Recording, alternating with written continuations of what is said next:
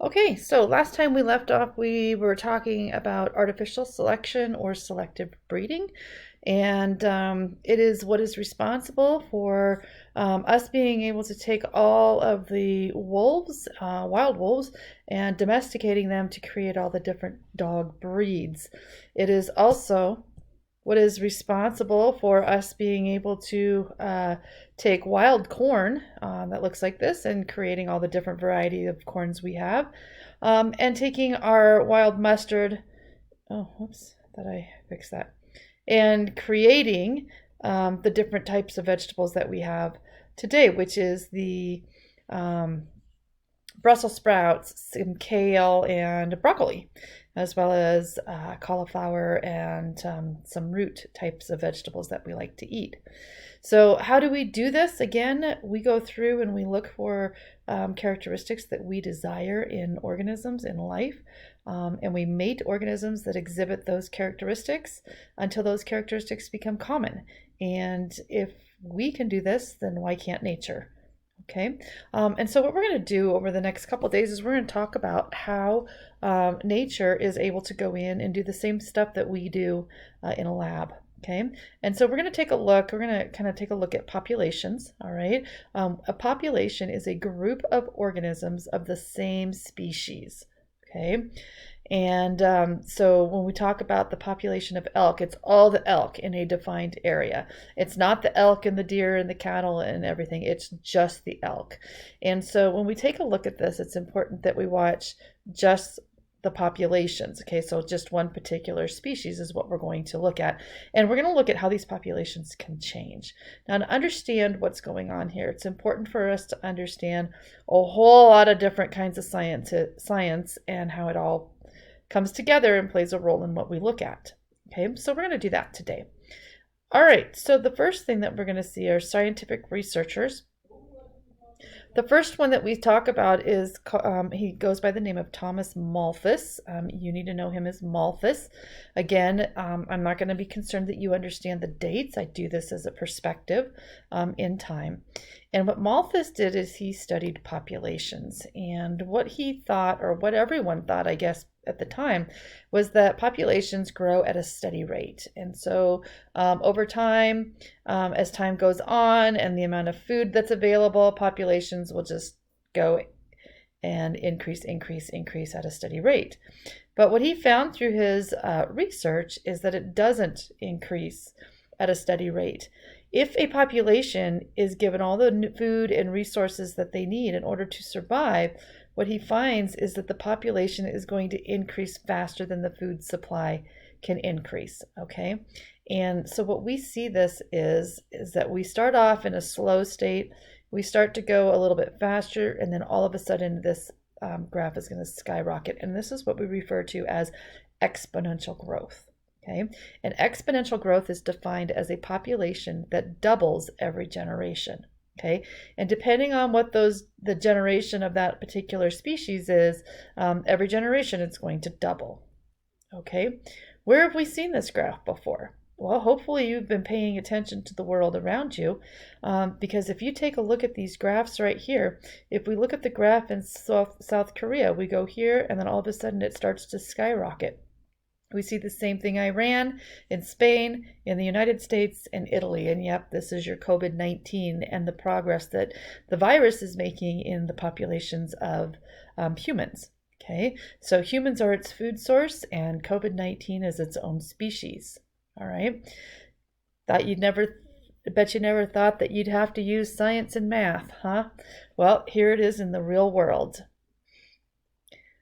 Okay, so Malthus went on and he did further research and he said, things cannot continue to grow exponentially because there's going to be things that we call limiting resources, and probably one of the biggest things might be food. Okay, eventually these populations are going to run out of food. Okay, and if they do run out of food, then you're going to start to see the population start to die off and go down. Other things that come into play is disease. As populations get bigger and bigger, the amount of space for individual species gets less and less, and we start to get crammed together more and more. And what happens is that when the disease comes in highly dense populated areas, it gives the disease a better chance to spread. Okay. Famine refers to running out of food, and so your population starts to go off. And then we also see competition, or war is going to have an effect on how big your population can get. Okay, again, if we come back to COVID-19, we take a look at the map around the United States, we see all of our very densely populated areas are the places where this disease is being passed more readily. Over here in China, highly populated areas throughout China. And so, of course, we saw this where it originated, and the population has spread quite a bit more throughout China, at least at this point, not only because the population is so large, but also because it's been there longer. All right, and then we start to see all these big circles here in Europe. Okay, we see some down over in this area as well. And again, these circles are really representative of places of high population densities where it's very easy for that virus to jump from person to person. In these low populated areas like most of Africa, and then down in South America, here in some of these places, we see these circles smaller or just non-existent because it just doesn't have the ability to jump from person to person. If we look at the United States, we see the same type of patterns where our largest spreading viruses are found in our bigger city areas. Okay, if we come to Montana, we see the same trend. Not sure what's going on over here in Plentywood. They probably went over to North Dakota, over to, oh gosh, what's the name of that town over there? I'll think of it here in a second. It's not Fargo, but somewhere over there, and brought it back. So we see over here where we've got the Kalispell, Missoula area, the corridor down here with Helena, Great Falls, Billings. So all of this area right here where we have a lot of cases. And this is actually about a week old now, so we've seen a few more counties that have cropped up with the cases. Okay, a couple other scientists that we talk about or need to learn about here is James Hutton and Charles Lyell. And if you notice, they studied about 50 years apart from each other, and they did geology. So all that stuff you learned about in earth science, we're going to talk about it again. And so basically between the two of them, they noted that the earth is not unchanging. Okay, and what they basically said was that Earth is constantly undergoing changes through weathering and geological forces. And so the Earth that we see today is not the same shape land mass wise and water mass wise as it was 100, 200, 300, 5,000 years ago. All right. Here are some examples of this that we see. These are new islands that have occurred in the last, 10, 15 years.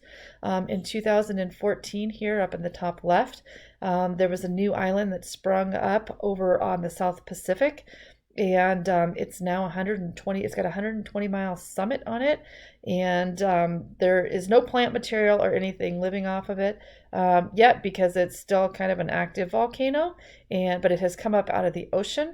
And as time goes on, we'll start to see plants colonizing it. And then once the plants are there, we'll start to see more and more animals go.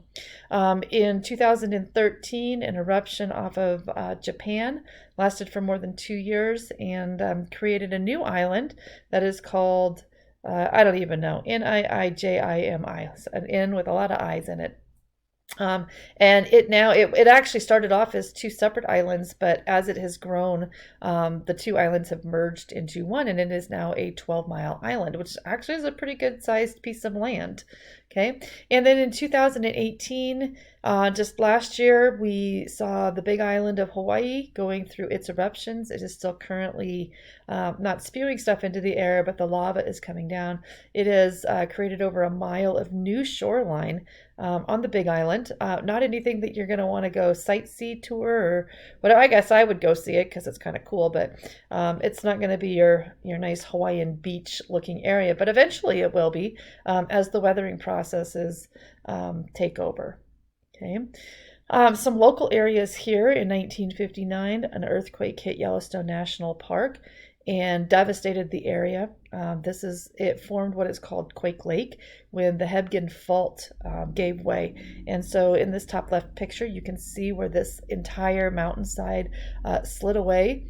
And you can see how it came down here. It blocked, not only did it block the road, it blocked the river as well, and the water started to back up behind this blockage, and it created what is now known as Quake Lake. It's a pretty eerie sight. You can go to it if you go through Ennis and on your way to Yellowstone National Park. It is about 190 feet deep and runs for about 6 miles. The really sad part is that when this fault line gave way, the mountain came sliding down on top of a couple campgrounds and buried a lot of the campers that were sleeping there that night. All right. So now we're going to go on. We're going to talk about John Baptiste Lamarck, and he was in the early 1800s as well. And Lamarck's kind of set the scientific community on edge. And so what he said is that he studied different living organisms, and what he noticed was that there were a lot of organisms that seemed to have changed over time, because by this time we're starting to collect more and more fossils. And he was comparing old fossils with those living today, and he came up with the idea, basically his theory was that you can change yourself to suit your environment. And if you can change yourself to suit those environments, then those traits that you then currently possess will pass on to the next generation. And he justified this by looking at the giraffes in the fossil records. And so he knew that giraffes needed long necks to be able to eat. And as the trees got taller, the necessity of the giraffes' necks needed to get taller. So they stretched and stretched and stretched their legs. And because they had to stretch their necks so long to reach the trees, their necks permanently became long. And so that trait then was passed on to their offspring. Okay. So he argued that life was not fixed at a that it was not changing. And so he argued that life did change, as we saw with the different Earth and the different landscapes that we see. When environments change, organisms had to change their behavior. And this is what he quoted as saying, if they began to use an organ more than they had in the past, it would increase in its lifetime. If a giraffe stretched its neck for leaves, for example, a nervous fluid would flow into its neck and make it longer. Its offspring would inherit the longer neck. Continued stretching would make it still longer over several generations. Meanwhile, organs that organisms stopped using would shrink. Okay. We now have disproved this idea, but the concept that he was really after here is that life is not fixed. Okay. All right. Well, I hope that you got a little bit out of this. Please make sure that you understand the different scientists and how they contributed to basically a changing Earth, and our understanding that Earth is not fixed in its land masses, it is not fixed in its life forms. And over the next few days, we're going to talk about how we understand that life changes. Okay.